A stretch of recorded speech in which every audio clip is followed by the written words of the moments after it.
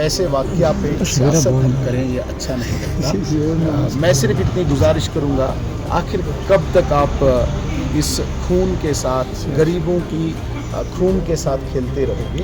کہیں نہ کہیں باز آؤ.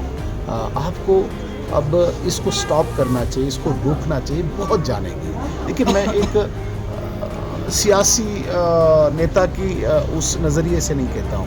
میں بھی ایک باپ ہوں، میں بھی 2 بچوں کا باپ ہوں.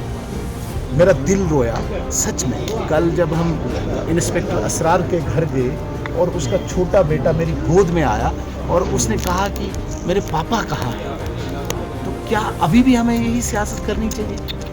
ہم ان پہ الزام لگائیں، وہ ہم پہ لگائیں اور غریب مرتا جائے؟ کب تک؟ کون سے دنیا میں ہم رہ رہے ہیں؟ 36 سالوں سے غریبوں کو کوئی پوچھ ہی نہیں رہا ہے. مطلب ان کے خون کی کوئی قیمت ہی نہیں. ہم سیاست کریں. میں اب ارشد کے گھر آیا ہوں، یہاں بھی سیاست کروں میں؟ نہیں.